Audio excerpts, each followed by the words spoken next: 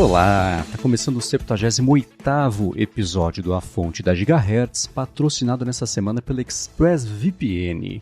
Quem tá falando aqui é o Marcos Mendes, e assim como toda semana, agora de volta em Terra Brasília, Felipe Espósito tá por aqui. Tudo bem? Tudo bem, Marcos. E aí, como é que tá? Tudo certo. Já fiquei sabendo no Threads hoje que você está sofrendo de um excelente problema, que é jet lag, quer dizer que você viajou. Como é que tá a cabeça aí? Tá uma grande confusão, porque lá em Tbilisi, na Geórgia, eu estava 7 horas à frente do Brasil, então agora lá já seriam 5 da tarde, já teria almoçado, já teria tomado café da tarde, estaria passeando, então acordei super cedo, a cabeça ainda tá meio confusa. 2 problemas, é que o primeiro é o jet lag e o segundo é o calor que tá aqui no Brasil, que eu saí de 5 graus para quase 40 aqui, Nossa. Então não tá muito divertido assim. Hoje é um daqueles dias raros. Eu não sei se você tem costume de tomar banho quente, mas hoje é um daqueles dias que tu vai até desligar o chuveiro. Né? Banho gelado. Eu gosto do banho quente, mas hoje não dá não. Jet lag me pega mais quando eu volto no tempo mesmo. Se eu avanço, quando eu viajo pra frente no fuso horário, eu até consigo, rola, mas quando eu volto eu fico muito voltar bagunçado. É complicado. Pois é. E para quem quiser escutar mais sobre impressões de viagens, tem um lado B, o podcast secreto não secreto do Gigahertz, vou deixar na descrição aqui. Eu, Felipe e o Rambo comentamos sobre perrengues e afins de viagem. Agora, uma coisa que você comprou, que a gente não chegou a comentar aqui no podcast, é sobre os seus óculos da Meta, o Ray-Ban Stories. Agora tem Meta, né? Porque não pega tão mal ser da Meta, então eles colocaram o nome deles lá. Agora acho que é Meta Ray-Ban. Isso. Assim. Eu vi que você usou ele um pouquinho durante a viagem, mas eu fiquei bem curioso sobre ele. Agora eu tô um pouco mais pronto para admitir publicamente que eu até fiquei interessado, testaria. Mas diga aí. Pois é, então quando eu tava lá em Barcelona, a gente tava andando lá, eu e o William Max, abraço pro William. Abraço. E a gente passou por uma loja, né, da Ray-Ban, e eles tinham o Meta Ray-Ban lá em exposição. Eu falei, vou brincar com esse negócio, já que eu tô aqui, né, que não vende no Brasil. E aí, em Portugal também não vende. Aí aproveitei pra testar e tal. Que eu tinha, né, eu via o pessoal postando e eu vi muita gente falando que melhorou bastante em relação à primeira geração. O William mesmo, ele teve de primeira geração, agora ele comprou o novo também. Então ele mesmo me falou que mudou muito, assim, da água pro vinho. E eu coloquei ele na loja, eles tinham até... E é engraçado, porque todas as lojas dos stands das lojas da Ray-Ban que a gente passou, eles colocam o Meta emparelhado com o iPhone SE para você testar o app também. Então a Meta acho que aí é uma das maiores compradoras de iPhone SE que tem atualmente, que acho que ninguém mais compra esse negócio. Mas eu estava lá, fiquei brincando com óculos, achei super legal, porque uma das funções que eu estava mais curioso, que foi quando eu vi o Vision Pro da Apple, era a questão do som, porque né, tem o som ele é embutido ali, e tem alto-falante, só que eles ficam posicionados bem perto assim da sua orelha, do ouvido, justamente para você ouvir bem e para não vazar tanto som assim para as pessoas de fora. Então eu tinha essa curiosidade, tipo, será que o som é bom mesmo? Será que parece que tá vindo de um fone de ouvido? Tinha essa curiosidade. E ali na hora mesmo, na loja, a primeira coisa que eu fiz foi colocar uma música para tocar, e eu fiquei muito surpreso que a experiência é bem legal. E aí testando, e aí eu até mandei mensagem pro Marcos, falei, olha, testei aqui o Meta, ele é legal, mas eu não sei se eu compro, se eu não compro, tô curioso, porque eu tenho um problema, né, eu uso óculos de grau, então eu preciso de lente pra conseguir enxergar, só com ele sozinho eu não consigo, e a Ray-Ban até faz versão customizada com lente de grau, só que ia demorar, sei lá, 10 dias, e eu não podia esperar, porque eu tava só ali de passagem por Barcelona.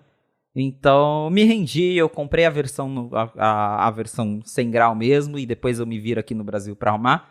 Então, eu não consegui usar tanto ainda no meu dia a dia, justamente porque eu só coloco, sei lá, dentro de casa eu coloco às vezes para dar aquela brincada, dei umas voltinhas com ele e já voltei, que senão eu não enxergo nada também. Só se eu ficar filmando e olhando depois o que eu filmei para conseguir enxergar. Mas sobre o som, que daí eu vim testando também, ouvindo música com ele, eu achei muito legal a experiência, porque ela é bem menos... Acho que... Qual seria o termo? Ela te isola menos... É uma experiência que te isola menos do mundo comparado com, sei lá, os AirPods. Porque quando você tá de fone, ou pelo menos quando você vê alguém de fone, dá aquela coisa de, nossa, essa pessoa tá num outro mundo. Eu mesmo, sei lá, eu vou no caixa do supermercado, às vezes mesmo tendo o modo transparência, eu tiro o fone pra falar com a pessoa, falar, ó, estou te dando atenção. Exato. Porque eu sei que fica esse clima, né, meio tipo, tá de fone, acho que nem tá me ouvindo, né. E o legal do Ray-Ban é isso, porque ele não tampa sua orelha, então parece que você realmente tá ouvindo. Você realmente tá ouvindo, né? Porque ele não tem isolamento nenhum. Só que ali você sozinho tá ouvindo a música na tua orelha e a pessoa de fora nem tá prestando atenção. Às vezes nem sabe que você tá ouvindo alguma coisa. E isso é bem legal. O som dele não é um som como de um AirPods, porque, enfim, ele tá do lado de fora, não tá enfiado no teu ouvido. Mas é um som bem decente. Não tem grave nenhum. Só que o que ele faz é bastante decente, considerando, de novo, que o negócio não tá dentro do seu ouvido. Soa mais ou menos como, sei lá, você usar aqueles AirPods antiguinhos lá, os de primeira geração que não tinha isolamento, não tinha borrachinha. É mais ou menos como usar um fone bem desses mais baratinhos. Só que, de novo, né, pra um óculos que tá ali na sua orelha, eu achei super bacana, porque... não que eu vá ficar sempre ouvindo música com isso, mas, por exemplo, dá pra você atender ligação com ele. Então você tá na rua e tal, você quer atender uma ligação, você só aperta ali, você atende, conversa, consegue interagir, ou ouvir podcast também, pra quem gosta de fazer caminhada ouvindo podcast, super legal. Então não é pra você ficar assistindo um filme, ouvindo música ali com aquela super qualidade, mas quebra um bom galho. O William mesmo, eu lembro que a gente ia sair de Uber às vezes durante a viagem, e ele com os óculos, ele tava ali ouvindo música do meu lado e eu nem escutava nada. E ele tava tanto ouvindo música e ouvindo o mundo externo. Então, eu achava isso super legal. Já foi uma coisa que eu gostei muito. A câmera dele é muito boa. Eu fiquei bem surpreso, porque a câmera é um sensor minúsculo no óculos. E a primeira geração até, eu lembro que eu cheguei a ver o do William mesmo que ele tinha. A foto era, sei lá, parecia que você tirou com uma batata, com a webcam do MacBook. E agora, sim, ela tá bem surpreendente, o HDR é bem legal, tirei umas fotos assim na luz do sol, funciona. Claro que não é uma foto incrível de um smartphone, topo de linha, né, não dá pra comparar, mas os resultados são bem surpreendentes, os vídeos também são bem legais, ele faz vídeo em 1080p, só que assim, o foco dele, né, principalmente por ser da Meta, é você fazer coisa pro Instagram, pra postar no Stories, cara. A qualidade que ele tem pro Stories é melhor que a de, sei lá, muito celular baratinho que tem aí no mercado. Então, é legal, funciona bem, é divertido. Justamente porque a ideia dele é facilitar a captura de momentos muito rápidos, né?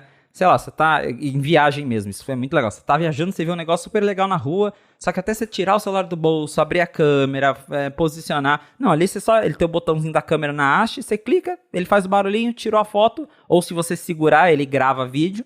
Pronto. Então, pra esse tipo de coisa, ele é muito legal. Eu tava muito cético também, né? Porque isso que é, coisa da Meta e tal, mas eu vou confessar que o negócio é bem divertido e que me deixou muito empolgado, né, pra outros wearables, né? Outros vestíveis de cara, como, sei lá, o Vision Pro que vem aqui, claro, já é outra categoria, é um negócio bem mais avançado, mas já me deixou muito empolgado para esse futuro em que a gente vai ter cada vez mais vestíveis inteligentes, e isso do óculos, que eu sei que não é todo mundo que usa óculos, mas é um negócio que é super discretinho, tá ali na sua cara. Tem muita gente mesmo que não tem nem ideia que existe um óculos com câmera. Eu lembro que quando eu postei no Instagram lá, que eu fiz umas brincadeiras tirando foto na frente do espelho, assim, sem nada segurando, as pessoas falam, ué, de onde se tirou essa foto, né? Mas é um negócio que eu achei muito promissor, achei bem legal. A bateria dele não dura muito, ele dura aí, acho que, sei lá, mais ou menos umas 4 horas fora do case. Então, se você for passar mais de 4 horas usando os óculos, aí você vai precisar carregar ele. Mas o legal é que ele realmente funciona como os AirPods, porque ele vem com estojo. Inclusive o case dele é de couro, agora que a primeira geração tinha um case grande, de plástico, era um negócio meio feio. Agora eles fizeram um case estilo Ray-Ban mesmo, todo de couro, bonitinho. E aí você coloca o óculos dentro do case, ele carrega magnético, igual AirPods mesmo. E aí quando você tem uma luzinha, tira, uma argolinha verde, né, que tá carregando? Tem uma luzinha pra indicar que tá carregando, e o case carrega por USB-C, então super prático, na maior parte do tempo, sei lá, a menos que você realmente vai ficar 4 horas andando no sol, você entra nos lugares, tira, guarda o óculos, coloca ele no case, a hora que você vai usar de novo, tá com bateria. Então, achei bem inteligente, bem feito, muito legal, e me parece bem promissor. Assim, de novo, não acho que é uma coisa que muda a vida das pessoas, tipo, nossa, o Meta Ray-Ban mudou minha vida, né? Mudou a forma, mas é divertido, é bem divertido para algumas situações específicas, principalmente para viagem, eu achei super legal. Boa.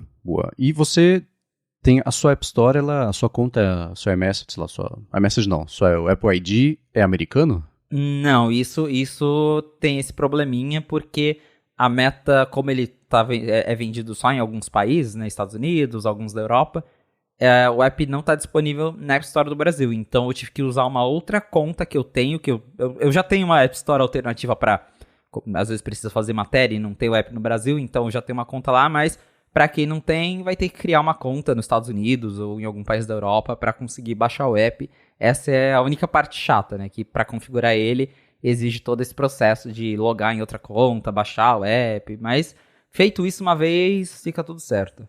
Boa, porque eu lembro que era um malabarismo muito chato ter duas contas, que especialmente no comecinho, quando não tinha nem jogo na App Store brasileira, tinha que trocava pra App Store americana, sim. Aí você baixava o jogo, pra atualizar também, quando trocava de iPhone era um inferno.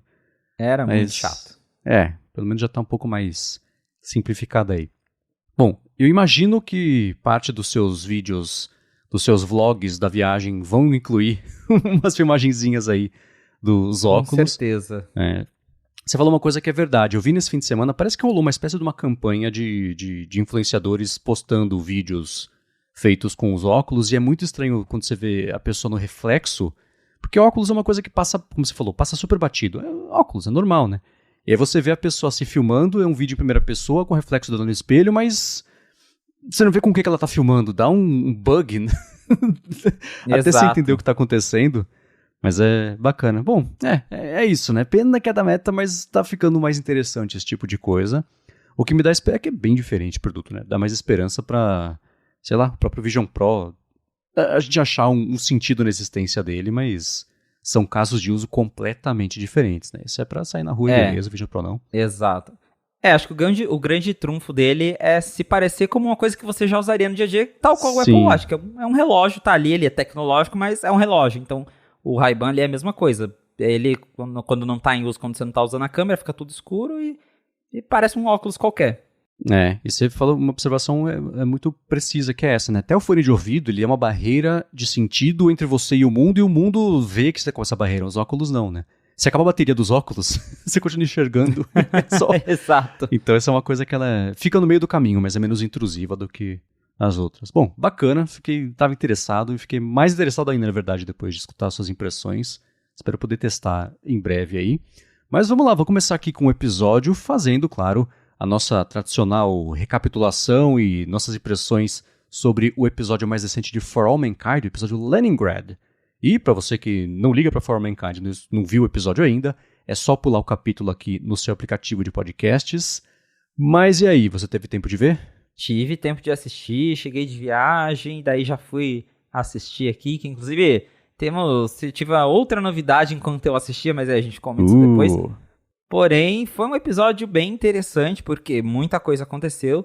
Teve lá o encontro do M7, né, a união dos países que exploram Marte, e a gente tinha até discutido, né, sobre o que ia acontecer com a Margo, a Leida, porque a Margo tá lá trabalhando, né, pro pessoal lá da União Soviética, mas estava escondida, todo mundo achava que ela tinha morrido, porém ia ter essa reunião lá na União Soviética dos países M7, e aconteceu, elas se encontraram, né, se viram ali, que a Leida descobriu que a Margo tá viva, elas tiveram uma conversa, num primeiro momento a Leida ficou super feliz, depois teve uma discussão, porém, agora é oficial, né, foi até noticiado porque a Margo, ela queria voltar a ter um status, né, ela queria aparecer, porque ela tava trabalhando ali por trás das coisas, né, falando lá no ouvido da outra que é a chefe, mas ela queria ter um papel de destaque, então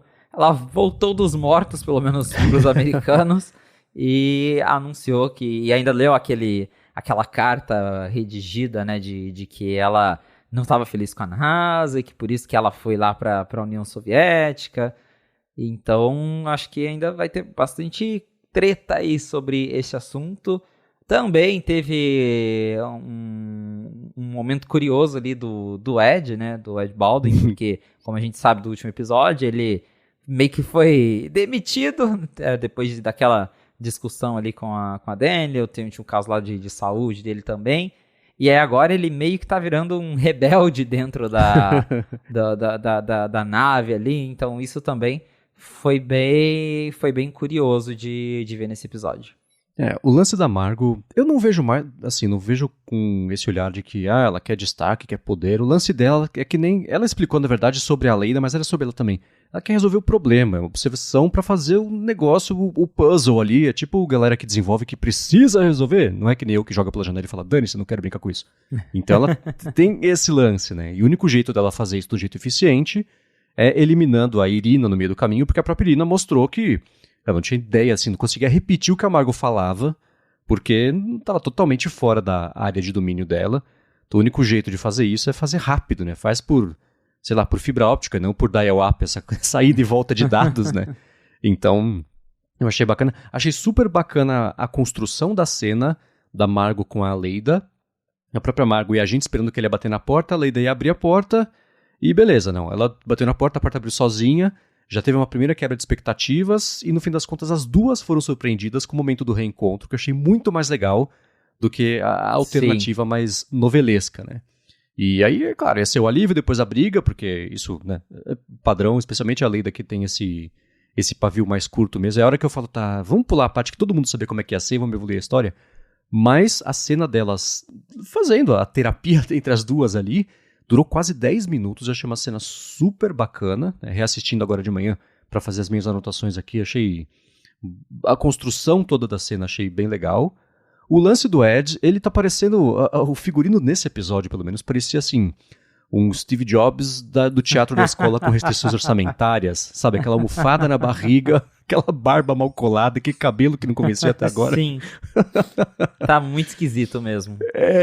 Acho que esqueceram que tem gente com TV 4K, né? Mas tirando essa parte, a história dele bacana, piadinha com o James Bond, né? Shaken, not stirred, que ninguém entendeu, achei... Eu, como o cara que geralmente faz a piada do tio do pavê, me senti...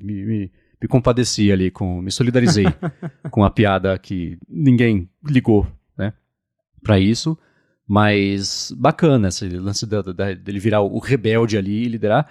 Esse papo do sindicato é a parte novelesca que eu falo, nossa, gente, cheguem logo onde vocês querem chegar também, né? Porque, assim, foram 10, 15 minutos ali do episódio que eu achei meio perdidos, né? Em 30 segundos você explica aquela história, não fique, vai e volta, e mostra que tá dividido, não sei se... É interessante mostrar isso porque esse assunto de sindicalização sempre esteve, né? Mas está em alta, especialmente no mundo da tecnologia. E é irônico ser dentro da própria Apple, né? Exatamente, né? Ela tentando brigar contra a sindicalização de lojas. A gente vê papo de sindicalização também lá fora nas montadoras, o que aqui é notícia velha, mas lá é uma novidade, né? Então, bacana e irônico, mas, putz, tá. Isso é aquilo que eu falei na semana passada do 24 horas, né? De você ficar esquentando a meio grau a cada etapa ali, pra lá na frente isso explodir alguma coisa, mas tudo bem, né? E um assunto que parecia que semana passada teve mais destaque, mas essa semana foi rápido e eficiente, foi o Miles, né? Sendo jogado pra fora ali do esquema do Ilya e armando um golpe com os norte-coreanos pra ele assumir o negócio todo ali. Eu achei interessante. Eu gostei desse. Esse episódio teve pouco espaço, que é a parte que eu mais gosto, né? As naves e a parte mais de astronomia mesmo. Mas uma coisa irônica é que não teve nada em território americano, né? Foi União Soviética e Marte só. Só coisas vermelhas, né? Que aconteceu no episódio aí. Mas tá aí, um bom episódio. Agora restam 4. Estamos chegando no episódio Brasil, que é o 9º. Estamos chegando episódio. No Brasil. Tô cada vez mais curioso, né? Será que vai ser algo grande? Será que o Brasil, o M7 vai virar M8? Vai ter Brasil em Marte? Já pensou? Eu ainda aposto no lance de ser Brasil, a referência lá ao filme do... Sempre esqueço o nome dele, que eu citei faz umas semanas aqui. Sim. Mas ia ser legal se fosse mesmo o país. Agora, você assistiu o episódio com uma camada de profundidade a mais, né? Quer falar sobre isso? Exatamente. A novidade aqui é que dessa vez eu assisti For All Mankind com um par estéreo de HomePod 2. Então, foi uma das minhas comprinhas que eu fiz lá na Apple Barcelona. E aí eu cheguei em casa ontem, né? Eu tava já desfazendo mala. Falei, vou configurar esse negócio aqui pra eu testar. E aí já aproveitei pra assistir For All Mankind, que é uma série com coisa de espaço. Agora nessa temporada, pelo menos nesses episódios, tá até mais tranquilo. Mas como você falou, no começo tinha barulho de foguete toda hora, aí o impacto ainda maior. Mas eu tô bem feliz com a minha experiência, porque eu sempre quis ter um sistema de som legal pra ver coisas, né? E eu usava o HomePod Mini com a minha TV, que o HomePod Mini versus alto-falante de TV é melhor, mas não é lá aquela coisa, que o HomePod Mini ele não tem muito grave. Então, o som ficava mais alto, mas não era tão impactante assim. Agora, com 2 HomePods grandes, a brincadeira fica bem divertida. Eu tenho os HomePods pequenos na TV da sala e, às vezes, porque tecnologia quebra, eles param de funcionar em relação à Apple TV, a TV tem que fazer a dança mágica da chuva lá, cambalhota e tal, para ele voltar a funcionar. Quando para de funcionar, aí que você percebe a diferença que é deles, pequenininho já, para a caixa de som da TV que, putz, ela sozinha, você escuta, tá beleza, você vai para o HomePod de volta e faz muita diferença. Então eu imagino que seja esse mesmo vetor de diferença para o HomePod grande em relação ao pequeno. Eu tenho o de primeira geração que está aqui atrás do computador aqui enquanto eu gravo, que é a minha caixa de som do escritúdio. Mas se eu tivesse 2, certeza que ia ser a parte do home theater da sala ali, porque deve ser um aumento bem bacana de potência e profundidade mesmo do som, etc. Fico bem curioso para testar. Funciona muito bem mesmo. E eu até recebi, né, quando eu postei lá nos meus stories, uma galera perguntando mas e aí, vale a pena? Será que vale a pena?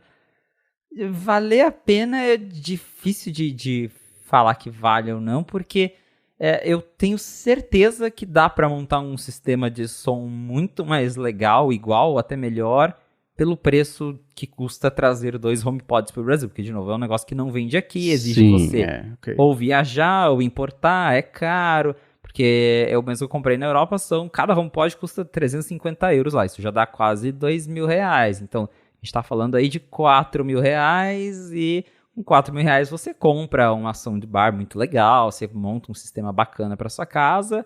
Então, assim, é mais a questão de você realmente precisa do ecossistema da Apple, né? Você quer ter o AirPlay, quer ter toda essa coisa arada.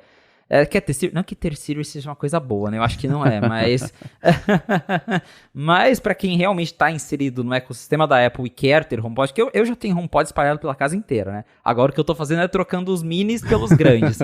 Então, para mim faz sentido eu queria ter os HomePod justamente por isso, para conversar com o que eu já tenho, conversar com a Apple TV também. Mas para quem só quer, realmente não se importa com isso, dá para fazer um sistema de som legal pelo mesmo preço. Sem importar que, infelizmente, a Apple continua sem previsão para trazer o HomePod para cá. Porém, é bacana. Eu gostei. Ouvi músicas já também e realmente, assim, preenche o ambiente. Que eu acho que é isso que eu sempre senti falta no HomePod Mini. Porque eu enchi a minha casa de HomePod Mini porque ele não preenche o ambiente. Você coloca ali 2, eu tinha pares estéreos espalhados pela minha casa. Então, um par estéreo na sala, um par estéreo no meu quarto. Aí você coloca para tocar tudo junto, fica ok, mas o par de HomePod grande, ele realmente tem isso de direcionar o som, né? De fazer o som preencher todo o ambiente, então a experiência fica bem mais legal mesmo. Mapear o ambiente para preencher o som do jeito certo, né? Que é a grande vantagem dele, que eu acho bem bacana. Muito Exato. Bem, excelente compra. Vamos ver se vai ter mais espaço nos próximos For All Mankind para você tirar mais proveito ainda. Com certeza. Agora vai acontecer uma coisa muito curiosa, que a gente vai fazer o seguinte: pela primeira vez vai tocar essa musiquinha aqui na fonte. Porque tivemos uma notícia, eu não sei definir, chocante, parece pouco para o que aconteceu. Um anúncio que pegou o mercado inteiro, todo mundo de surpresa na manhã dessa segunda-feira. Felipe, o que aconteceu? Pois é, a gente gravando aqui a fonte, nós fomos surpreendidos com uma notícia completamente inesperada. A Apple confirmou, isso foi confirmado pela própria Apple ao 95Mac, mas a Apple confirmou que irá suspender as vendas do Apple Watch nos Estados Unidos. Então, a partir dessa semana, não será mais possível comprar Apple Watch Series 9 e Apple Watch Ultra 2 lá fora. Essa decisão vale apenas para os Estados Unidos, porque a gente até discutiu aqui na fonte, a Apple vinha a Apple estava enfrentando uma disputa de patentes com uma empresa médica, a Máximo, não sei se essa é a pronúncia correta, mas essa companhia, a Máximo, ela estava processando a Apple porque falava que a Apple copiou as tecnologias deles, a tecnologia de sensor ali de nível de oxigênio no sangue, que a gente tem aí já há algum tempo no Apple Watch. E esse processo vinha rolando, a Apple já tinha perdido algumas disputas e vinha recorrendo. Só que agora chegou num ponto em que a Apple realmente foi forçada a suspender as vendas de Apple Watch nos Estados Unidos. Então o Apple Watch, exceto o SE, que não tem o oxímetro, os outros modelos estão banidos. Então, a partir do dia 21 de dezembro, a Apple vai tirar o Apple Watch, tanto o Series 9 e o Ultra 2, do site dela nos Estados Unidos. Não vai ser mais possível comprar. E segundo a Apple, a partir do dia 24 de dezembro, um dia antes do Natal, ela vai ser obrigada também a tirar o Apple Watch das lojas físicas. A gente não sabe como essa decisão afeta os terceiros, como por exemplo o Best Buy, a Amazon, que também revendem produtos da Apple. Essa informação se refere às lojas oficiais da Apple. Então, aí entre os dias 21 e 24, a Apple não estará mais vendendo os modelos principais do Apple Watch nos Estados Unidos. Acho que de tudo que a gente poderia imaginar que iria acontecer esse ano, a Apple ser proibida de vender Apple Watch não estaria na minha lista para um bola de cristal. Nossa, não, né? Quem acertasse isso ia ganhar automaticamente, que nem o Bruno ganhou automaticamente quando saiu o Vision Pro, né? Mas esse é um caso, esses casos de briga de patente, proíbe, recorre, aí não proíbe, eu parei de prestar atenção nos últimos anos, porque é sempre a mesma coisa e sempre acontece o que sempre acontece, nada, né? Dessa vez, é diferente por motivos óbvios, né? Eu precisei ir atrás aqui agora rapidinho desse caso da Máxima, ela tinha processado a Apple por uma série de quebra de patentes, aí no processo uma ou outra só passou ali, e isso foi, aí ficou determinado que a Apple ia ter que parar de fazer tanto a venda quanto depois também a importação, né? E ela recorreu e isso foi parar na mesa do Biden, que tem até o dia 25 agora, né? Para definir se ele veta ou não. Mas até agora nada, tá falando Biden? E aí, né? Ele tá meio ocupado. Então ele não falou nada, não definiu. Então essa vai parar de vender no dia 24, porque dia 25 entra em vigor.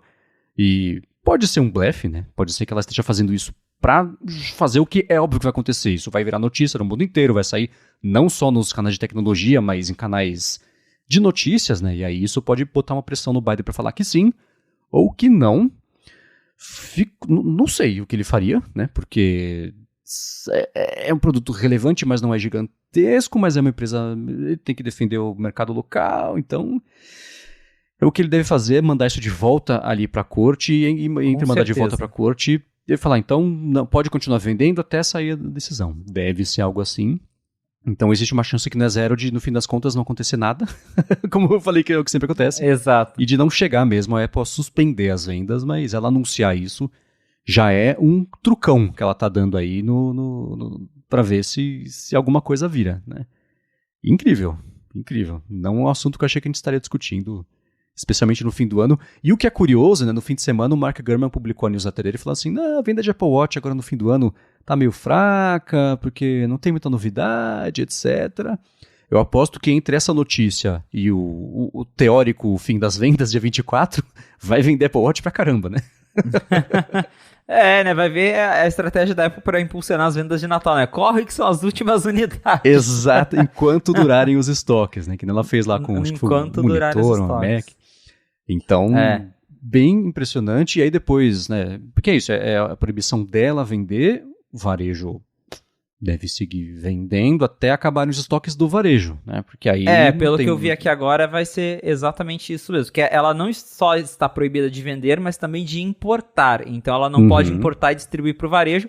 Então, assim que acabarem os estoques do varejo, eles também não terão mais unidades. Me pergunto como é que vai ficar para a galera dos Estados Unidos a questão de reparo, né? Porque essa importação talvez afete também a importação das unidades que a Apple pega para substituir lá no Apple Care, quando quebra alguma coisa. Então, Vai dar muita dor de cabeça. Eu acho que o pessoal lá em Cupertino agora não deve estar muito feliz. Não, deve ter sido um fim de semana bem longo para preparar esse anúncio. Eu suponho que Reparo seja um caso diferente, porque seria você está punindo o consumidor que não tem nada a ver com essa história, que comprou um negócio, está com defeito, então acho que Reparo talvez exista algum tipo de caso excepcional aí, mas pesado. Não queria ser a pessoa que comprou ações da Apple na sexta-feira.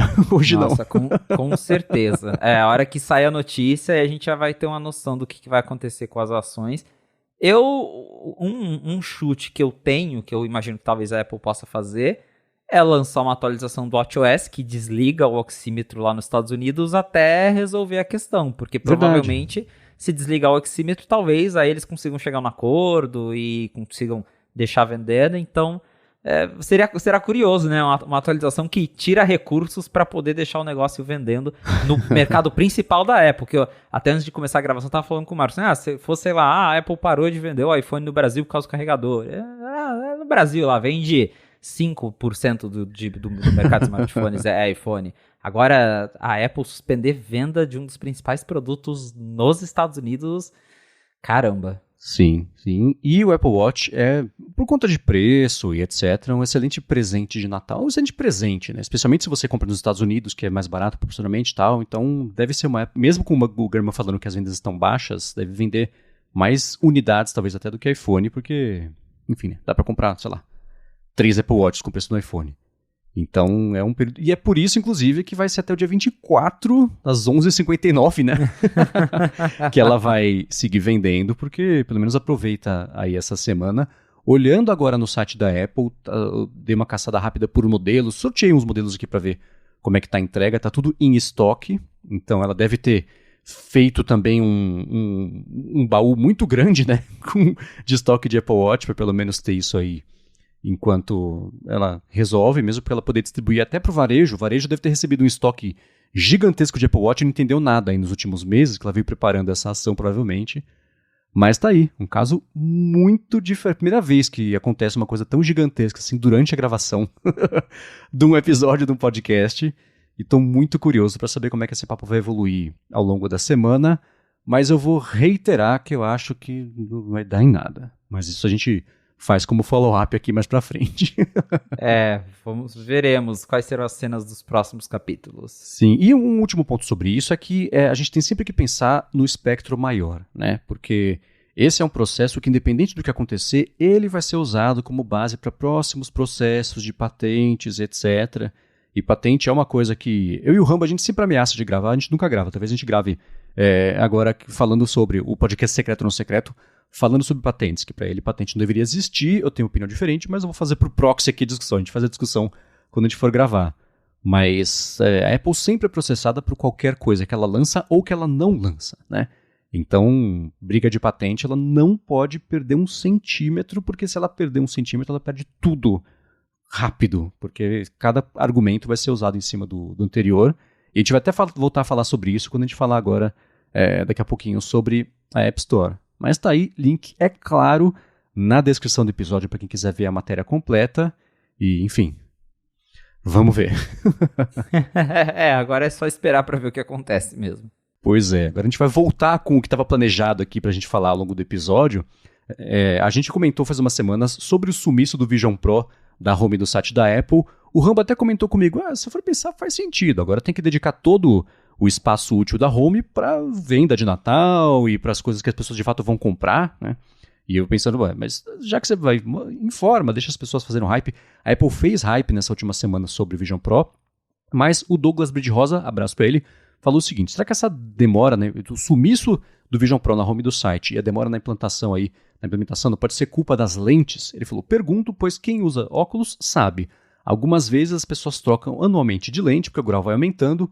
Imagina você ter que acionar, na verdade, a garantia anualmente por conta da troca da lente. Será que não estão tentando deixar um espaço maior onde as pessoas possam usar o dispositivo com os óculos próprios? Eu acho que não vai rolar isso de usar com óculos próprios, porque a Apple já deixou bem claro que fez aquela parceria com a Zeiss para fazer lentes customizadas. Pelo que eu entendi, é que tudo sobre o Vision Pro é muito obscuro, né? Porque a Apple fala, mas ela não dá detalhes, e aí quem testou também não pode dar detalhes. Então a gente fica nesse limbo. Mas pelo que eu entendi, revisitando algumas análises lá do pessoal que testou lá em junho, inclusive acho que essa última semana, se eu não me engano, a Apple convidou mais alguns jornalistas para brincar ali com o negócio do vídeo espacial e testar. Então tá rolando um aquece, dá para ver que tá rolando isso. Mas as lentes, eu acho que elas serão magnéticas. Pelo que eu entendi, você vai poder acoplar e desacoplar de um jeito fácil para justamente, se você precisar trocar a lente, você vai lá na Apple, nas Eyes, compra o kitzinho novo, com o grau que você precisa, e aí você desencaixa e encaixa de novo. Então, pelo que eu entendi, vai ter um jeito fácil. Até olhando, se você olhar os códigos do Vision OS, tem algumas frases sobre, disattach the lenses, alguma coisa assim.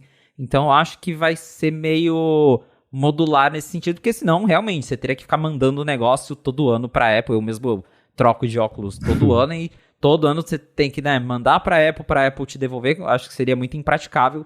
Chuto que, sei lá, nas Apple Stores ou até no site da Apple, vai ter lá a opção para você colocar a tua lente e aí você compra e vem na sua casa, você só tira a antiga e coloca a nova, porque o negócio já é grande, aí você usar com óculos acho que ficaria meio desconfortável. A própria voltando agora também na experiência que eu tive com o Ray-Ban Meta, que eu até falei, eles também têm essa opção.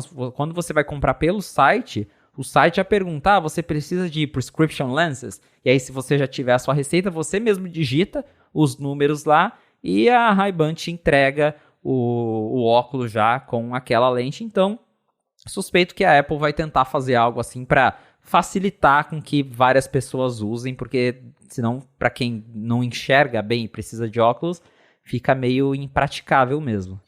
Essa eu não imagino que ela vai aumentar o espaço interno para acomodar óculos, porque óculos tem diversos formatos, aquela coisa toda, então e você tem que ter uma vedação bastante eficiente ali para não entrar luz, não suspender a ilusão de imersão. Então, eu imagino que conforme a coisa for evoluindo, ela vai encontrando formas mais fáceis mesmo de fazer a implementação da lente, etc. Porque vai ser um gargalo enorme, né? As pessoas do mundo inteiro dependerem dessa parceria dela com um fornecedor, basicamente, para fazer. Então, só direto pela loja dela, acho um pouco limitante, mas tem que lembrar que esse primeiro Vision Pro não vai ser exatamente uma coisa gigantesca de vendas e vai ser um grande protótipo aí ao ar aberto, né? Mas, enfim, e uma que eu falei do Vision Pro é que a Apple convidou mais umas pessoas ao longo da última semana para testarem a parte toda dos vídeos imersivos, né, os vídeos espaciais e etc. E foi não um repeteco exatamente de outras impressões que a gente tinha visto, mas eu achei essas impressões mais emocionadas até do que as que tinham pintado. Acho que tinha sido o John Gruber e a Joanna Stern também, que tinha testado. O que te impressionou sobre essa matéria? Teve um dos, né, das pessoas que testou ali, acho que foi o Raymond Wong. Ele falou que saíram até lágrimas dos olhos dele quando ele viu ali os vídeos, porque pelo que eu entendi, da primeira vez que a Apple chamou a galera para testar, ela provavelmente chamou ali, acho que naqueles lugares fechados que a Apple tem, deu um iPhone na mão das pessoas e falou, grava umas coisas aí e assiste aqui. Agora, como até o iOS 17.2 já está disponível, que é o iOS que deixa as pessoas gravarem os vídeos espaciais, a Apple chamou os jornalistas e falou, os vídeos que, sei lá, você gravou em casa com a sua família, vem aqui que a gente vai deixar você assistir no Vision Pro em 3D. Então, imagino que tenha, né? Você vê algo que você gravou em 3D, tenha um apelo sentimental bem maior. Eu até lembrei, né, de novo, que o Gruber falou, olha, mesmo que você não vai comprar um Vision Pro, faz uns videozinhos no Natal aí, na sua casa, em vídeo espacial, que quem sabe um dia você assiste eles em 3D, né? Eu mesmo fiz essa brincadeira, durante o show da Taylor Swift eu gravei um clipezinho ou outro, durante a viagem eu também um clipezinho ou outro eu gravei ali em 3D, que quem sabe um dia eu vejo esses vídeos e acho eles incríveis, né? Eu não tenho nem ideia de como é que ver isso, mas pela descrição de todo mundo, né? A pessoa falou que eu chorei, que eu me emocionei. Eu também choraria porque o negócio custa $3.500, né? Então não tem como não chorar. Mas dá pra ver que, apesar, né, da Apple ter tirado o Vision Pro lá do site, que ela tá começando aí de novo, fazer esse aquece pra trazer aos poucos o Vision Pro novamente pra mídia, até já pra preparar para um possível lançamento no início de 2024, que é o que a Apple vem prometendo. Sim, o Gurman comentou nesse fim de semana que ele imagina... Só uma pausa estratégica que saiu a notícia, tá? É oficial. É oficial. Ele imagina que a Apple vai lançar no fim de janeiro, começo de fevereiro, porque analisando, por exemplo, o calendário de testes, lá treinamento, na verdade, com o pessoal de loja, etc., que não vai ser uma coisa que ele falou assim, não vai ser tipo o Apple Watch, que isso acabou saindo em abril, ao invés de ser mesmo no começo do ano, lá em 2015. Então, a Apple voltar a fazer, tá fazendo, não com mais intensidade, fez 3 semanas um negócio desse, fez outro agora, mas ainda assim, dá para imaginar que ela vai começar a aumentar, né? Passando as vendas de Natal, que ela vai conseguir focar nisso, e até para distrair do papo do banimento do Apple Watch, talvez ela, ela intensifique isso aí. Mas ela vai começar a fazer mais demonstrações, vai ter campanha na TV, é tudo que a gente sabe. Que aí sim, é um plano de comunicação para lançar um produto que ficou meio silencioso aí ao longo dos últimos meses. Vamos ver. Agora, o que o Gurman falou na newsletter dele, ele falou que esperar aí da Apple ao longo do ano que vem, né? Falou justamente sobre o Vision Pro, ele comentou também sobre o Apple Watch, as vendas de Apple Watch em baixa no Natal, porque não teve recursos, etc. Mas, por ano que vem, ele comentou que, bom, se a Apple puder lançar, ela deve lançar um Apple Watch com o sensor de pressão sanguínea e também com a habilidade de medir, de identificar, enfim, reportar a apneia do sono, e que a Apple vai fazer uma campanha grande em cima disso, porque são benefícios, especialmente de pressão de sangue, né? São benefícios reais e imediatos, tudo que a gente vai... quem já passou por problemas, ou viu alguém com problemas assim, sabe como é importante fazer esse acompanhamento. Então, assim como é o caso do ECG, né? E, bom, o meu coração, ele pegou lá a fibrilação atrial eu fui para o hospital, etc. Então, esses acompanhantes silenciosos da saúde são bem interessantes, e pressão sanguínea é uma das coisas que mais matam aí as pessoas no mundo. Não é o problema da pressão, enfim, você entendeu? Então, se for isso mesmo, dá para esperar que a Apple podendo lançar Apple Watch no ano que vem, vão ser muitas vendas. Exatamente, né? Mas antes de pensar em novos Apple Watches, a Apple vai ter que pensar em como voltar a vender Apple Watch Series 9 nos Estados Unidos. Uma última coisa que o Gurman comentou no newsletter dele é sobre os AirPods. Ele falou que nesse ano as vendas de AirPods foram baixas, ficaram aquém do esperado, e ele disse que isso acontece porque a linha está muito confusa. A parte do meio da linha, você tem AirPods que são parecidos, mas que não têm as mesmas funcionalidades. Isso é que nem os iPads, né? Deixa a coisa meio confusa. E ele disse que no ano que vem a geração 4 vai diferenciar melhor os produtos. Então, a Apple vai promover ali o cancelamento de ruído ativo, né? E também integração com Find My para a versão Pro e a versão não Pro. Enfim, não vai ter essas coisas, não vai promover isso, vai ter uma diferenciação de preço que deve continuar. Mas eu acho estranho eles terem um aspecto tão parecido mesmo, sendo diferentes, né? Usando a versão Pro com o cancelamento, com comparação com a primeira versão, é bizarro pensar que alguém... Tudo bem que, sim, quem está com a carteira apertada, está com a carteira apertada, né? Mas lá fora, você optar por uma versão que não tem um cancelamento ativo de ruído, mesmo se não for uma coisa, aquela rejeição orgânica que algumas pessoas têm, né? De sentir aquela pressão no ouvido, uma coisa que eu senti quando eu comecei a usar o fone de ouvido com cancelamento de ruído. Mas, enfim, de acordo com o Gurman, ano que vem, diferenciação maior dessa linha, mas ele não falou nada sobre AirPods Max. Tem rumor que é para o ano que vem ou só 2025 AirPods Max? Eu não lembro. Ele falou só que ele espera que vai ter um modelo USB-C com novas cores em algum momento. Só que assim, o Gurman tá falando que vai ter novas cores de AirPods Max desde quando a Apple lançou o primeiro. Né?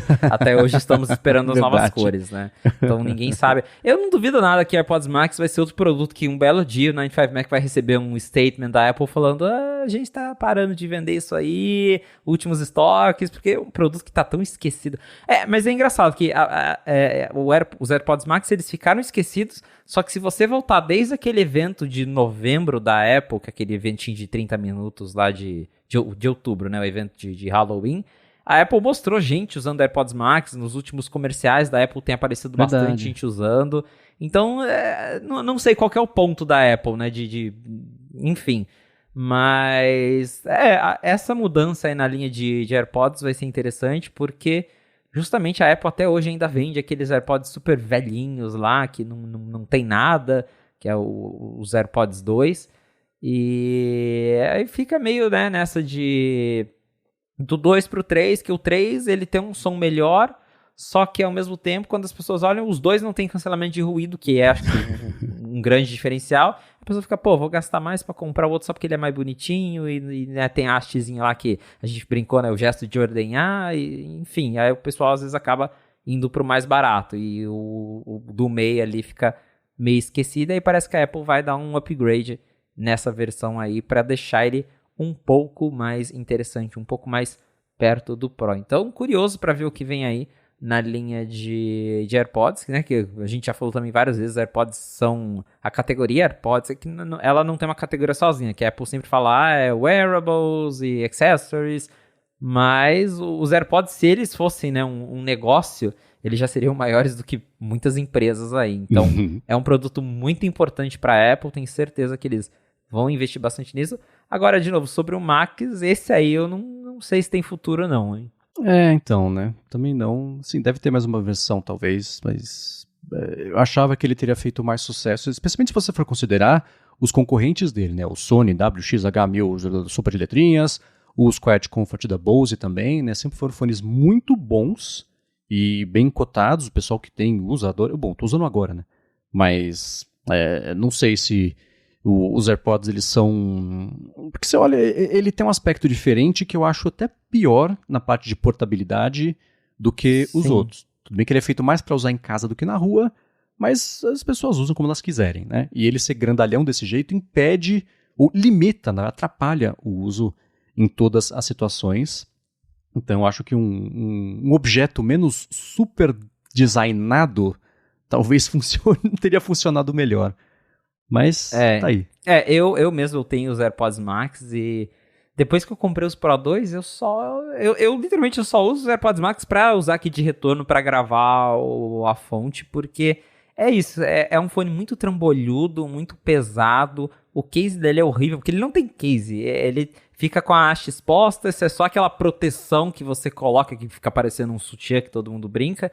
E pra viajar com isso é horrível, porque você coloca na mochila, o fone fica super exposto, porque essa redinha de cima mesmo, eu comprei uma borrachinha pra proteger a parte de cima, porque a rede é super fina, você coloca numa mochila, numa viagem, qualquer coisa pode perfurar essa redinha, então é um fone muito esquisito, ele, sei lá, acho que a Apple tentou, né, fazer algo assim pra chamar atenção e no fim das contas não deu tanto certo assim, quem sabe numa próxima geração, mas baseado no que o Gurman vem dizendo, se tiver uma próxima, vai ser só um upgrade mesmo para colocar o USB-C, novas cores e o resto vai continuar igual é hoje. E se vender, vendeu. Se não vender, faz sentido. Muito bem, vamos seguir aqui com as notícias que pintaram na última semana, mas antes disso eu vou tirar um minuto do episódio para agradecer a ExpressVPN, que está mais uma vez patrocinando o A Fonte, e segue oferecendo o jeito de você pagar por 12 meses e usar até 16 meses para ter sua conexão mais segura, privada e ter acesso a outras coisas aí web afora. Especialmente para você que vai viajar, por exemplo, no fim de ano. O Felipe acabou de viajar, usou o VPN para ver o aeroporto, área restrita. Você pode fazer a mesma coisa, né? Porque o que acontece é que diferentes países têm diferentes catálogos, né? Limitam esse tipo de coisa, mas você paga pelo catálogo, você tem acesso ao catálogo, né? Então, se você assinar em expressvpn.com/afonte, você pode instalar a VPN no seu iPhone, tem na Apple TV agora também, estou usando, no Mac, no roteador de casa, por exemplo, se você quiser. Aí você escolhe dos 100 países que eles oferecem lá de servidores para você rotear a sua conexão e pronto, você acessa esses streamings, podendo assistir ao que você quiser, do país que você quiser, o que é uma coisa muito bacana. Agora, a parte da viagem mesmo é o seguinte, né? Você vai viajar, vai conectar ao Wi-Fi do aeroporto, do hotel, do restaurante que você vai almoçar, ou da rua, vai saber como é que está a segurança disso. Se os seus dados, provavelmente, eles são de graça, né? A conexão, seus dados são o preço disso, vai ser enviado para métrica, instituto de pesquisa, sei lá, né? Mas você protege a sua conexão com a ExpressVPN, isso não acontece porque passa a ser tudo criptografado, nem quem está oferecendo conexão, nem a ExpressVPN, na verdade, sabe o que está acontecendo, o que é excelente, tudo isso sem perder velocidade, que é uma coisa muito bacana também. Então faz o seguinte, se você for em expressvpn.com/afonte, você vai ter primeiro um mês de graça para experimentar, ver como é o desempenho, ver como é fácil usar, e aí sim, para assinar o plano anual, você vai pagar por 12 e vai ter 3 a mais, vão ter 15 meses com aquele primeiro de teste lá do ano passado, né? 16 meses para usar a ExpressVPN em expressvpn.com/a-fonte. Vai lá, eu uso todo dia, eu confio bastante, gosto muito do serviço deles, expressvpn.com/a-fonte. Muito obrigado, ExpressVPN, pelo patrocínio de mais esse episódio do podcast e pelo apoio a toda Gigahertz. Valeu, ExpressVPN! Muito bem, ao longo do ano rolou um barulho grande, especialmente por conta da Joanna Stern, jornalista lá do Wall Street Journal, que ela fez uma matéria mostrando como, eu vou colocar entre aspas aqui, resumindo, é fácil quando o ladrão rouba o seu telefone, ele já ficou de olho na senha que você colocou ali e só com essa senha do telefone mesmo ali, os dígitos que você coloca, dá pra acabar com, reseta a Apple ID, etc, faz um estrago gigantesco, né? E a Apple falou que estava ciente disso, que era, né, conveniência entre segurança e privacidade e acesso, etc., mas que ela estava investigando o que ela poderia fazer e nessa última semana pintou o resultado do que ela fez, que é uma coisa que ela já colocou no beta do iOS 17.3 e é uma função chamada Stolen Device Protection, proteção para dispositivo roubado que resolve, de certa forma, ou pelo menos aumenta a chance de ficar mais difícil, né, do ladrão fazer essas coisas todas. Quer resumir o que acontece com esse Stolen Device Protection? Exato. Então, realmente, a Apple, depois da Joanna Stern muito reclamar, a Apple fez algo para resolver os problemas. Antes, né, da gente entrar nessas features, eu fico muito intrigado porque essa discussão e aí nisso a gente vê como que a Apple não se importa muito com o que acontece no resto do mundo. Porque essa discussão de telefone ser roubado e de precisar de sistema de proteção, isso a gente discute no Brasil desde sempre, né? Exatamente, algo que se tornou muito mais comum nos últimos anos, mas sempre foi um problema no Brasil. E aqui os bancos, por exemplo, tiveram que criar suas próprias proteções, os bancos tiveram que colocar no aplicativo reconhecimento facial, localização segura para você modo fazer transação. Rua, Modo rua, exato. Porque a Apple mesmo, né? Lá é Brasil, né? Agora começou, né, a Joanna Stern falando que roubo de celular estava começando a virar uma coisa nos Estados Unidos, estava reclamando, né, de todos os problemas. Aí a coisa muda, né? Porque daí é nos Estados Unidos. Então aí a Apple foi lá e fez alguma coisa.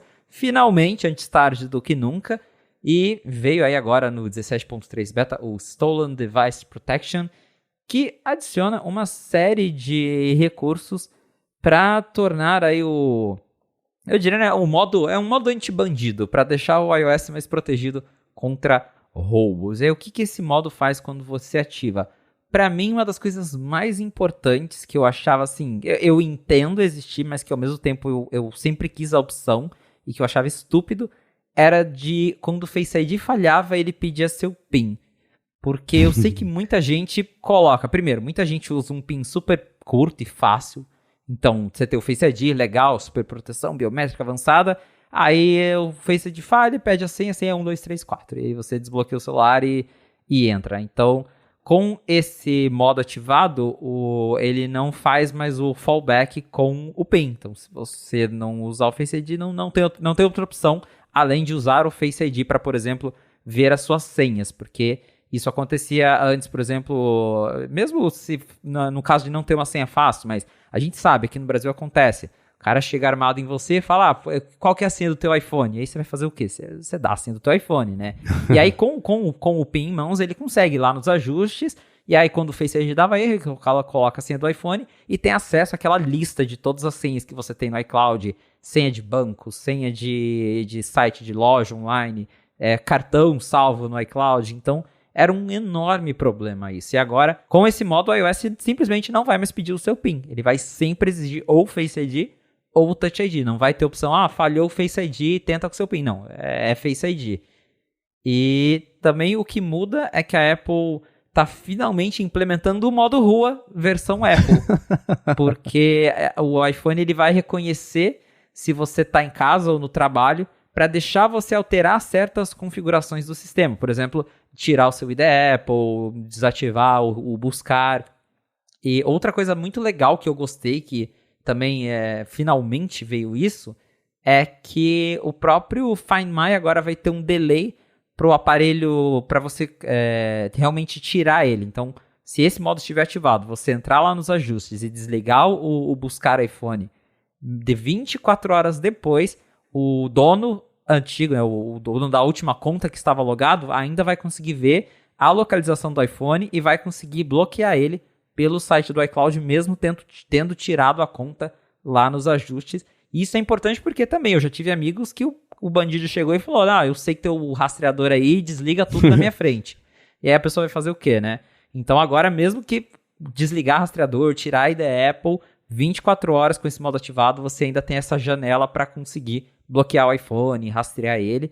Claro que sempre, a gente sabe como que ladrão funciona, então eles sempre dão um jeito, né, artimanhas, mas com esses recursos aí, já vai dar uma boa dor de cabeça pra galera que rouba celular e pra gente que é usuário, é só, né, mais proteção, isso é sempre bom. Isso mesmo de você conseguir entrar lá nos ajustes, que é o que a Joana sempre reclamava, que você literalmente ia nos ajustes do ID Apple no iOS, e aí você colocava lá, esqueci minha senha. Ele perguntava, qual que é o seu PIN do iPhone? 1, 2, 3, 4. Pronto, troca a senha do ID Apple, o cara tem acesso a toda a sua vida. Então, com esse modo não vai dar para fazer isso.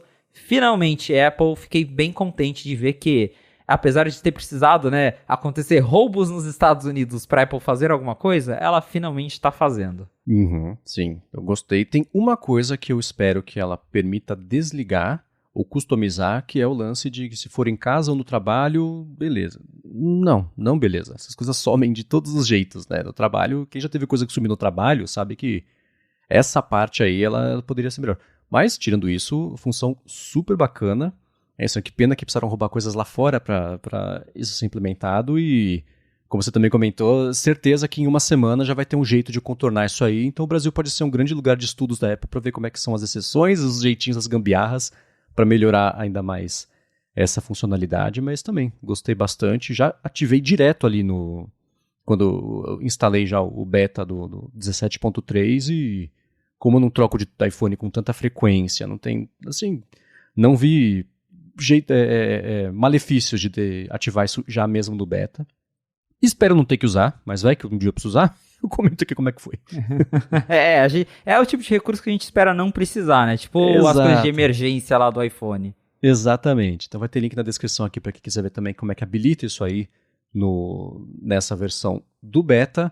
Agora uma coisa também que aconteceu na última semana foi que o Google perdeu um processo super importante aberto pela Epic Games. É a mesma coisa da Epic Games contra a Apple, com uma grande diferença. A Apple ganhou o processo e o Google perdeu o processo, né? Tem diferenças. Eu até escrevi no Mac Magazine nesse fim de semana sobre isso, eu vou deixar o link na descrição aqui, porque eu acho que... Eu vou falar sobre isso agora também, né? Porque eu acho que esse é o fim da App Store como a gente conhece, mesmo tendo sido uma derrota do Google. Mas o resumo do resumo para quem não lembra, a Epic Games colocou no Fortnite, habilitou remotamente, depois de ter sido aprovada a versão mais atual na época, na Play Store e na App Store, ela ligou no servidor um sistema de compras internas pela loja dela, que passava por fora ali do sistema de compras da App Store e da Play Store. Isso fez o aplicativo ser chutado das lojas em tempo recorde. Ela já sabia que isso ia acontecer, estava com o processo preparado já. Assim que ela foi tirada da loja, ela abriu um processo contra a Apple e um contra o Google, acusando as duas empresas de práticas anticompetitivas, porque, primeiro, no Google tem uma diferença, mas no caso da Apple, a App Store, sistema fechado, a App Store é o único jeito de instalar aplicativos, e além dela ser o único jeito de instalar aplicativos, você só pode fazer compras internas por meio do sistema de compras internas da App Store, e com isso a Apple fica com 30%. No caso do Google, a Epic Games falou o seguinte: o Google até tem lojas que não precisam ser da Play Store, mas ele age de forma proativa para não só limitar a utilidade disso, a praticidade de instalar uma coisa assim, mas também ele investe muito dinheiro para impedir que as empresas abram as lojas dela, etc. E ele também, a Epic Games também argumentou que no caso da Play Store, o Google faz essa prática de não dar a opção de fazer compras internas por fora do sistema da Play Store, então ele também associa é tipo fim da casada, associa uma coisa a outra de forma ilegal e aí eles não queriam, né? No caso da Apple, o processo da Epic Games foi só com uma juíza que decidiu a coisa toda e ela argumentou muito em cima do sistema da App Store, de 30%, se era justo, se não era, etc. No fim das contas, a Epic Games perdeu o processo, que a juíza falou, tá, você concordou com os termos, né? Os Estados Unidos tem muito disso. Você não quer? Não vai, mas você concordou. A regra é essa, né? Então ela tinha feito, acho que 11 acusações contra a Apple, ou 9, alguma coisa assim, e só ganhou uma, que era justamente a Apple ter que permitir que existam sistemas externos à App Store para fazer compra interna, e a Apple recorreu disso e ainda está brigando. No caso do Google, foi com um júri, um corpo de júri, acho que 9 jurados, e eles decidiram lá em favor da Epic Games. Então eles decidiram que o Google agiu de forma anticompetitiva não só em relação ao Play Store, mas também tem um monopólio ilegal do sistema de pagamentos que ele atrelou uma coisa separada da outra. E os resultados disso mesmo, o juiz ainda vai anunciar no ano que vem. O júri definiu o problema, o juiz vai definir as punições. Então a expectativa é que ele defina que deva, mesma coisa, não pode mais ser só pela Play Store fazer as compras internas, uma liberdade um pouco maior para lojas também externas, sem o Google ficar ali atrapalhando a vida. E o argumento que eu fiz no texto do Mac Magazine é, o Google perdeu. Agora tem a Epic sendo o caminho das pedras para as outras empresas processarem a Apple com essa mesma estratégia para também tentar ganhar. Isso tudo, ainda por cima, está acontecendo pertinho aí no ano que vem a Europa vai entrar em vigor uma lei bastante que vai obrigar essas coisas todas a acontecerem basicamente já. Então se de um lado a Apple vinha aos pouquinhos, mercado por mercado, país por país, categoria por categoria de aplicativo se adequando a leis restritivas ou de anticompetitividade, etc., esse caso aí da Epic Games acho que vai entrar na história aí como o caso que fez abrir a porteira das mudanças, que eram meio inevitáveis, mas que a Apple lutou e segue lutando contra unhas e dentes. Eu quero saber o que o Felipe Espósito acha disso tudo. Esse caso, o tanto que eu já escrevi sobre ele desde 2020, o negócio vem rolando, mas ele realmente é o que tem potencial aí para ser considerado o caso que mexeu com a App Store, que mexeu com o modelo de negócios da Apple quando se trata de aplicativos. Agora, sobre essa sentença voltada ao Google, é até difícil comparar, porque justamente como você falou, né? Teve um júri por trás, né? O juiz é outro, então vai da interpretação de cada um ali sobre o que é justo, o que não é, o que é certo ou não.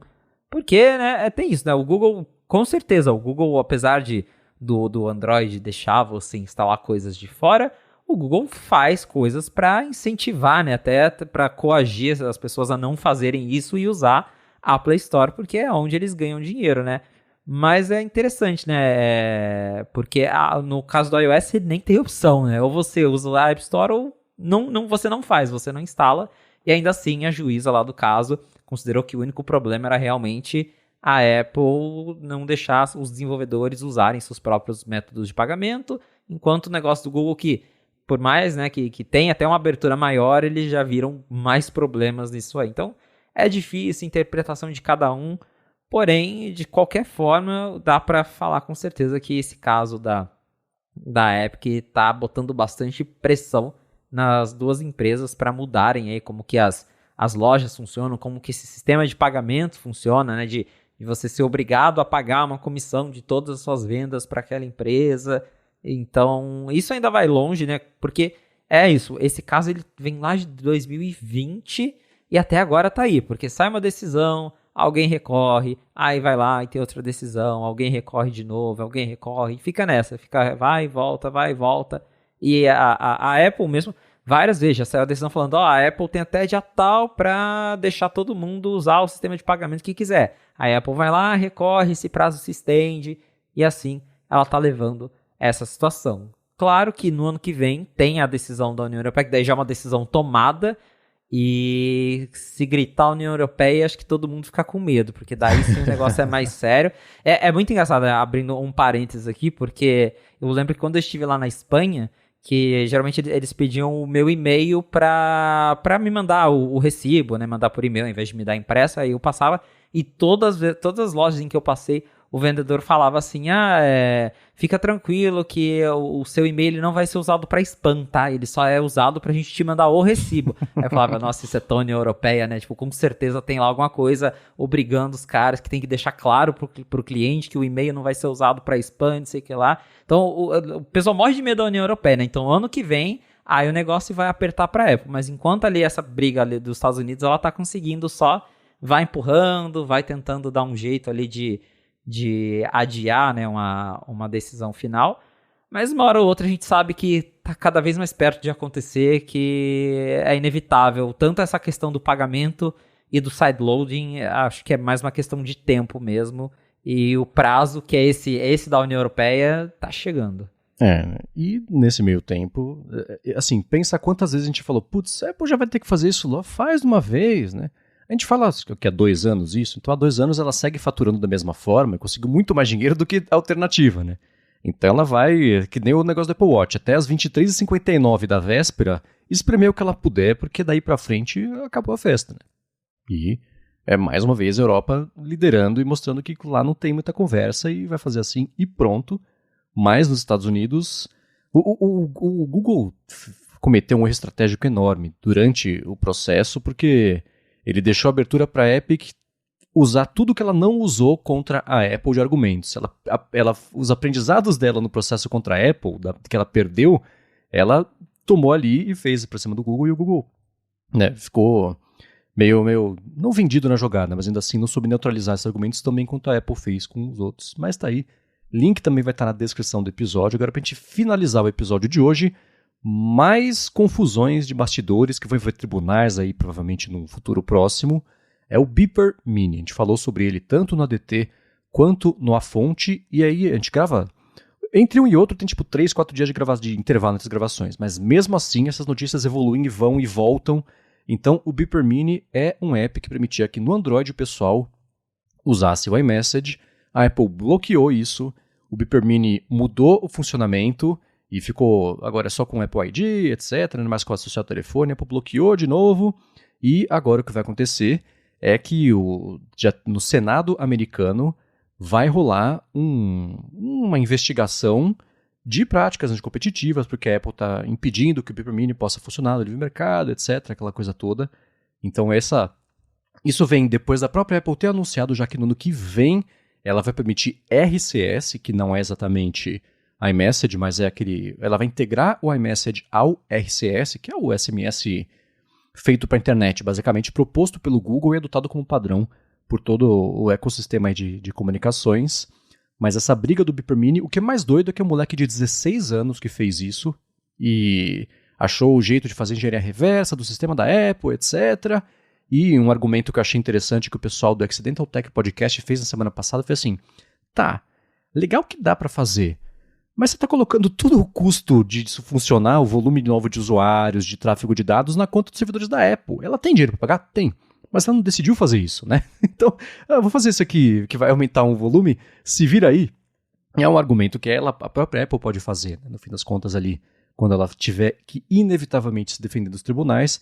Mas a notícia de hoje é que justamente hoje o Congresso americano, na verdade, a Amy Klobuchar, que sempre pega no pé das empresas de tecnologia, o senador Mike Lee, também o Jerry Nadler e um outro que não tem aqui, eu não estou com o nome fácil aqui dele, Ken Buck. Eles é bipartidário, é raríssimo isso, né? Tanto democratas quanto republicanos vão para cima da Apple para obrigá-la a flexibilizar de alguma forma o iMessage, porque eles entendem o iMessage como algo anticompetitivo, o que eu não concordo absolutamente, mas já falo sobre isso. Quero saber o que o Felipe acha dessa situação. Isso da questão do antitrust com o Beeper realmente é complicado, porque eu tenho a mesma ideia que você de que eles estão lá oferecendo, né, fizeram a engenharia reversa, legal, bacana. Acho super legal esse tipo de projeto, porque mostra o que dá para ser feito.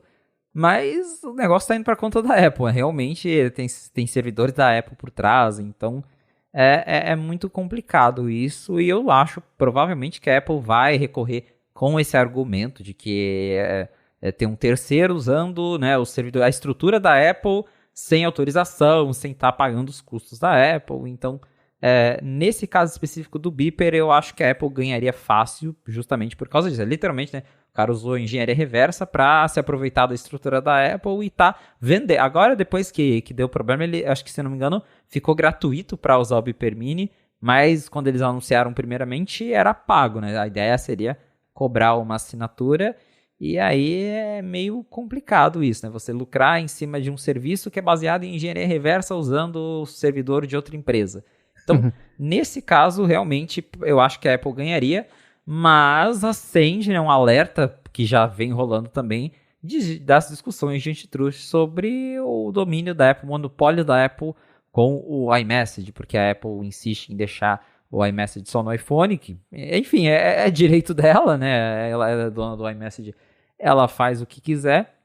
Que também eu continuo com o argumento de uma discussão tão Estados Unidos, isso não faz diferença pro resto do mundo. A gente aqui, tá bom, RCS, iMessage, ninguém usa. Todo mundo vai continuar usando o WhatsApp aqui no Brasil. Lá fora também é a mesma coisa. É uma discussão extremamente Estados Unidos. Mas a gente sabe que lá na União Europeia mesmo, né, tem a mesma lei que pretende forçar a abertura da App Store, também propõe que os mensageiros, não só o iMessage, mas que os mensageiros sejam intercomunicáveis, que de alguma forma os aplicativos eles tenham um padrão por trás deles que você consiga trocar mensagem com usuários de outras plataformas. Eu acho muito complicado isso, porque me parece algo extremamente complexo. É o famoso projeto lá de um tiozão que não entende como funcionam as coisas e acha que é só apertar um botão e fazer. Mas com tanta pressão, eu acho que a Apple talvez acabe sendo forçada a fazer algo para realmente facilitar essa comunicação, e provavelmente o algo que ela vai tentar para convencer as pessoas de que ela fez é o RCS, que é um meio termo, não chega a ser o iMessage no Android, mas é um argumento que ela tem para falar, olha, a gente está tornando a comunicação entre iPhones e telefones Androids mais fácil, né? Todo mundo agora consegue acessar os mesmos recursos parecidos, pelo menos. Então, provavelmente chuto que ela vai usar esse argumento do RCS para tentar se livrar disso, mas é outra, assim como a discussão da App Store, é outra discussão que a gente vai ver com cada vez mais intensidade aí, essa coisa do iMessage. No caso da App Store, eu entendo os lados, tanto da Apple, eu fiz o iPhone, eu fiz a loja, um monte de gente comprou o iPhone, a loja está aqui para as pessoas colocarem os aplicativos dela, então a gente tem que ser recompensado por isso. No caso de quem faz aplicativos, o iPhone só é iPhone porque a gente tem aplicativos que deixam ele útil. Então os dois lados têm razão. Eu acho que 30% é uma coisa que eu acho que no primeiro Bola de Cristal do ADT, que é a brincadeira que a gente faz pré-eventos, eu já tinha trazido a discussão de, acho que nesse ano a Apple vai anunciar que de 30% vai cair para 15% a comissão, porque é justo, né? Mas e até hoje isso não aconteceu, volta ao papo de 23,59 para só mudar a hora que ela precisar. Eu entendo. No caso do iMessage, não tem, para mim, a menor discussão. Isso é uma funcionalidade do iOS que não é um bem público e de direito da humanidade. É uma funcionalidade do sistema, assim como todas as outras. Ela só é muito útil e muito usada por pessoas que têm iPhone, mas por causa disso, ter que abrir e liberar não faz o menor sentido para mim. Especialmente porque já existe, primeiro, dá para você ter conversas com quem tem só SMS, vira uma zona? Vira. Mas eu acho mais incrível que dá para você misturar SMS com iMessage do que a alternativa. Quer dizer, o iMessage vira SMS nesse caso, do que a alternativa. Mas não existe, não faz o menor sentido ter que expandir isso para o Android só porque é útil demais, e lá tem tudo o negócio que você falou, né? Você está dizendo, o pessoal está sofrendo bullying porque é uma bolha verde. Nossa, como é bom você só ter isso para se preocupar na vida. Mas ainda assim, tirando essa parte, eu não consigo entender o argumento que valide essa obrigação de fazer isso. É claro que existe uma questão importante, é o seguinte, né? Existe um número que não é insignificante de pessoas que, se pudessem ter iMessage no Android, provavelmente trocariam. Você instalar seu Apple ID para usar o iMessage no Android e usar o Android por infinitos motivos, porque o telefone acaba sendo mais barato, porque quer experimentar concorrência, etc, etc. Ok, isso deve acontecer, né? Mas, ainda assim, é a definição de a Apple ter essa vantagem competitiva no negócio que ela desenvolveu, que ela investiu. E o iMessage nem é tão bom assim, ele é muito pior que todos os outros. Até o pior mensageiro que só faz isso é melhor que o iMessage, né?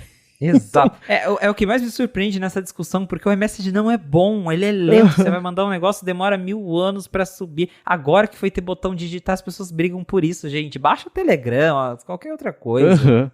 Mas, tirando isso, eu entendo que, como todos os aplicativos hoje em dia são basicamente uma nuvem, né, tanto faz se você está usando o aplicativo no Android ou no iOS. Essa barreira reduziu bastante. Então, você não poder seguir usando o iMessage no Android é sim uma vantagem competitiva. Mas vantagens competitivas são legais, né? Não me parece ser uma situação que é um gesto artificial. Sei lá, eu não consigo ver o mérito nessa, ao contrário do App Store, que eu vejo muito mérito, porque já passou mesmo da hora de ajustar para a realidade de 2023, que é muito diferente da de 2008, né? De quando é a App Store. É outro planeta, né? Então, eu achei até engraçado no processo contra a Epic Games, que a Apple falou assim, se você for olhar, veja bem, a Time for Fun usa a mesma taxa que a gente. Eu pensando, olha, quando você justifica o que você está fazendo, porque a Time for Fun faz também, eu acho que você deveria rever os seus conceitos e sua estratégia legal, porque a Time for Fun não é exatamente o exemplo, né? Mas esse é a App Store, mas a iMessage não faz sentido. E a gente comentou, não sei nem se foi aqui ou se foi no ADT, mas que apareceu no intervalo rápido de tempo, aquele texts.com, aqui, que é o do WordPress, que é o mensageiro universal. Apareceu o Nothing Message, que foi pro ar e saiu logo em seguida. Apareceu esse aí também. Então, certamente vão aparecer mais, com cada vez mais frequência. A menos que a Apple mude alguma coisa muito importante no back-end lá do iMessage. Mas ela ser obrigada a abrir só porque sim, não me parece ser um bom motivo. Com certeza não é mesmo, porque justamente é exatamente o ponto, né? A App Store é uma coisa, agora o iMessage, por mais que tenha toda essa discussão e que eu concordo que é chato, porque eu às vezes estou no Android e testo todos os aparelhos, eu gostaria de ter o iMessage, porque eu converso com algumas pessoas específicas por lá, mas é um serviço que a Apple fez, então cabe a ela decidir aonde que vai ter iMessage ou não, assim como o FaceTime. E isso de forçar a adoção, de forçar que as coisas têm que todas se comunicar, é um negócio meio... É complicado, mas a única certeza que a gente tem é que esse discussão vai longe. Exatamente. Bom, para achar os links do que a gente comentou nesse episódio muito doido aqui do A Fonte, você vai em gigahertz.fm/afonte/78 ou dá mais piada nas notas aqui do episódio. Quero agradecer a ExpressVPN pelo patrocínio do episódio de hoje. Quero agradecer a vocês que deixam reviews, avaliações, que comentam a respeito da Fonte nas internets aí, web afora. E a você, Felipe, por mais do que nunca nos ajudar a entender o que está acontecendo lá em Cupertino. Valeu, Marcos, e obrigado à audiência por ter ficado com a gente até o final de mais um episódio da Fonte. Se quiser me encontrar pra gente bater um papo nas redes sociais, é só me procurar no @felipe.exposito lá no Instagram e no Threads. Boa, sou MVC Mendes por lá também, apresento aqui na Gigahertz o área de trabalho toda quarta-feira, área de transferência toda sexta-feira, apresento para a Lura toda sexta-feira também o Hipsters Fora de Controle, que é um podcast sobre inteligência artificial aplicada, e escrevo todo sábado para o Mac Magazine. Obrigado mais uma vez pela audiência de vocês, e a gente volta na semana que vem. Um abraço e até a próxima!